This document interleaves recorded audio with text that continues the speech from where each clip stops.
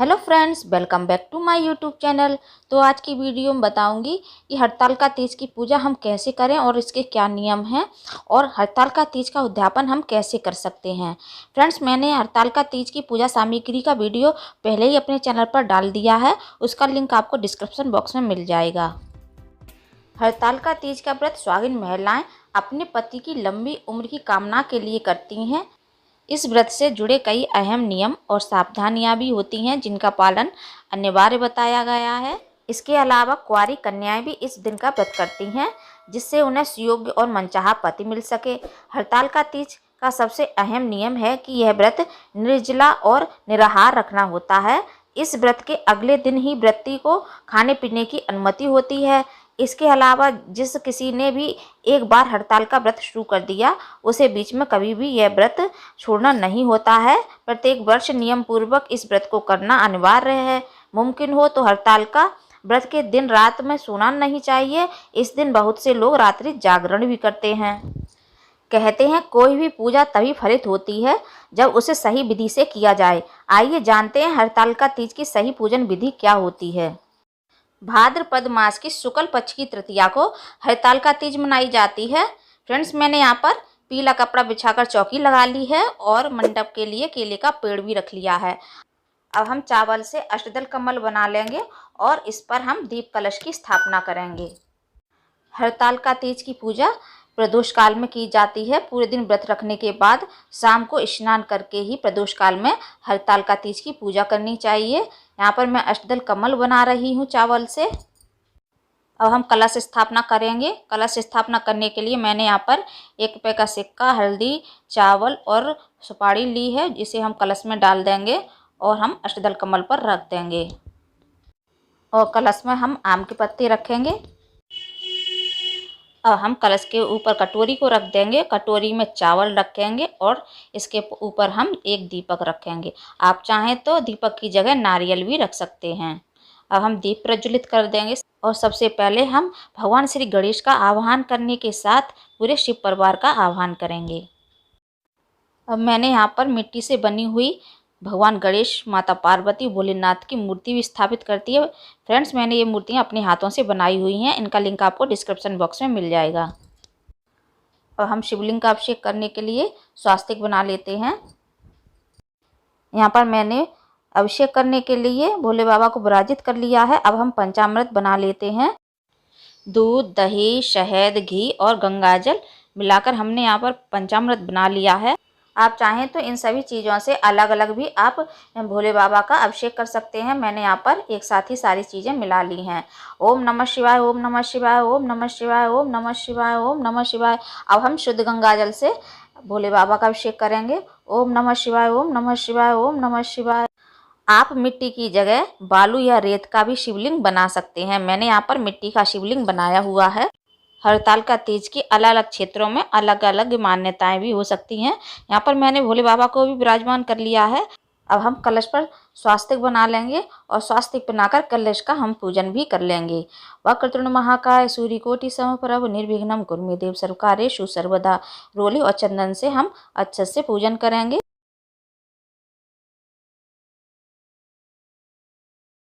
अब हम कलश महाराज को एक फूल अर्पित कर देंगे। चंदन और रोली से हम सभी भगवान का तिलक कर देंगे। रोली से हम भोले बाबा का तिलक नहीं करेंगे और गणेश जी का, कार्तिकेय जी महाराज का और पार्वती माता का हम रोली से तिलक करेंगे। अब हम फोटो में भी रोली से माता पार्वती का, गणेश जी का, कार्तिकेय जी महाराज का तिलक कर देंगे और अक्षत अर्पित कर देंगे हम भोले बाबा को और सभी भगवान को अक्षत अर्पित करेंगे। अब हम भांग अर्पित करेंगे भोले बाबा को, काले तिल अर्पित करेंगे भोले बाबा को, दुर्वा घास, एक सिक्का, सुपारी, हल्दी और जनेऊ गणेश भगवान को अर्पित करेंगे और माता पार्वती को और भोले बाबा को फूल अर्पित करेंगे और एक फूल हम फोटो पर भी अर्पित कर देंगे और भोले बाबा को हम बेलपत्र, आंकड़े के फूल और धतूरा जो भी आपके पास भोले बाबा को चढ़ाने के लिए सामग्री हो वो आप अर्पित कर दीजिए। अघाड़ा का पत्ता, इसे खासतौर से अघाड़ा का पत्ता बोला जाता है, वो भी हम अर्पित कर देंगे। एक जनेऊ भोले बाबा पर अर्पित कर देंगे। अब हम फूल माला फोटो को अर्पित करेंगे। एक फूल हम गणेश भगवान को अर्पित करेंगे। अब हम फूलों का आसन देकर दीपक को भी प्रज्वलित कर लेंगे और दीपक का भी हम पूजन कर लेंगे रोली से और अच्छे से, और एक फूल अर्पित कर देंगे हम दीपक को भी। अब हम भगवान को धूप दीप दिखाएंगे। अब हम वस्त्र रूपी कलावा एक गणेश भगवान को अर्पित करेंगे, एक माता पार्वती को अर्पित करेंगे और भोले बाबा को अर्पित करेंगे और फोटो को भी अर्पित करेंगे, और जो हमने मिट्टी का शिवलिंग बनाया हुआ है उस पर भी अर्पित करेंगे। कलश पर हमने पहले से ही मोली बांध कर रखी है, लेकिन हम एक वस्त्र रूपी कलावा कलश को भी अर्पित करेंगे। अब हम भगवान को भोग अर्पित करेंगे। पहले हम गणेश भगवान को अर्पित करेंगे और फिर पूरे शिव परिवार को हम भोग अर्पित करेंगे। हे भगवान, हमारा भोग स्वीकार करो। अब हम फल अर्पित करेंगे भगवान को, और हमने फल में केले लिए हुए हैं, वो भी हमने 5 लिए हुए हैं, क्योंकि हरतालिका तीज की पूजा में 5 अंक का विशेष महत्व है।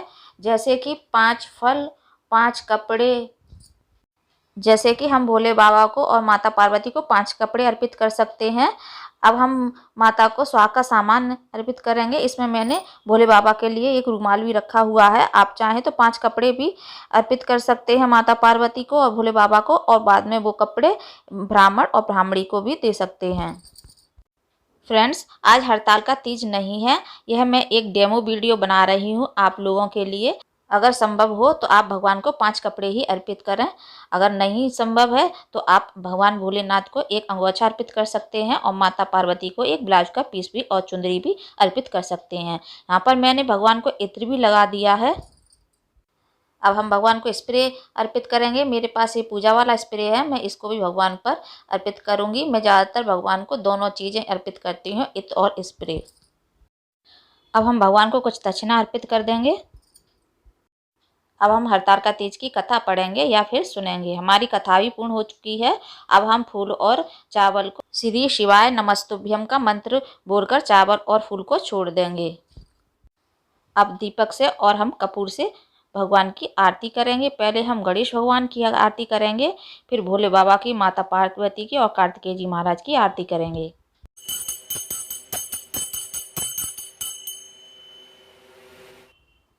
अब हम जल को दीपक के चारों तरफ घुमाकर दीपक को शांत करके भगवान को आरती देंगे और फिर हम सब परिवार आरती ग्रहण करेंगे।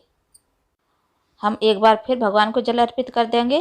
फ्रेंड्स, इस पूजा में हवन करना कोई ज़रूरी नहीं है, आप चाहें तो हवन कर सकते हैं। ये आपकी इच्छा के ऊपर निर्भर करता है कि आप हवन करना चाहते हैं या नहीं चाहते हैं। हवन करना कोई ज़रूरी नहीं है, आपकी मर्जी के ऊपर है। अब हम सभी भगवान के पैर छू लेंगे और जाने अनजाने में जो हमसे पूजा में गलती हुई है उसके लिए हम क्षमा प्रार्थना करेंगे। फ्रेंड्स, हो सके तो आप हरतालिका तीज वाले दिन कम से कम रात्रि 12 बजे तक तो जागरण करें ही करें, और यदि आप चाहें तो इस दिन आप अखंड दीपक भी जला सकते हैं।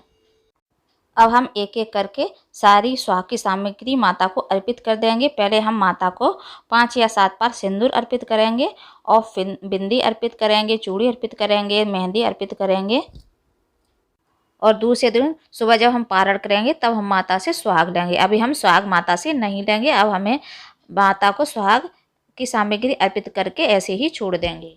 दूसरे दिन जब हम सुबह पारण करेंगे तो हम माता से राइट हैंड की उंगली से सिंदूर लेंगे और लेफ्ट हैंड की उंगली से सिंदूर अपनी मांग में भरेंगे, और उसी बिंदी की पत्ती में से हम एक बिंदी निकालकर अपने माथे पर लगाएंगे और 2-2 चूड़ियाँ भी अपने हाथों में पहन लेंगे।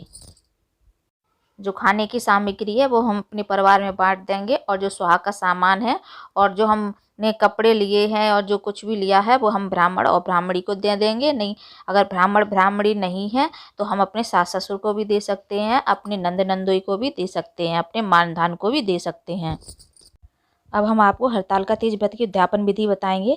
शास्त्रों की मान्यता के अनुसार इस व्रत को शुरू करने के बाद कम से कम 13 सालों तक इस व्रत को रखना चाहिए, उसके बाद ही इसका उद्यापन करना चाहिए।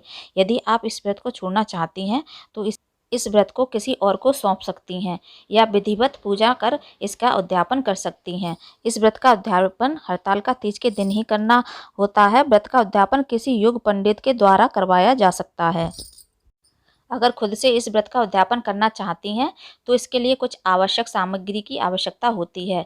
व्रत उद्यापन के लिए पूजन सामग्री में 5 सफ़ेद कपड़े, सुहाग की सामग्री, फल फूल, मिठाई, पंचामृत, जूते, सोने या चांदी की कोई वस्तु, अक्षत, पान, सुपारी, गुलाल आदि।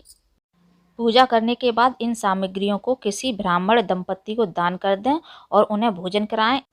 इस तरह से आप हरतालिका तीज व्रत का उद्यापन कर सकती हैं। फ्रेंड्स, मैंने आपको हरतालिका तीज व्रत के बारे में छोटी जानकारी दे दी है। तो उम्मीद है आपको मेरा ये वीडियो पसंद आया होगा। वीडियो पसंद आया हो तो वीडियो को लाइक कर दीजिए, अपने दोस्तों में ज़्यादा से ज़्यादा शेयर कर दीजिए।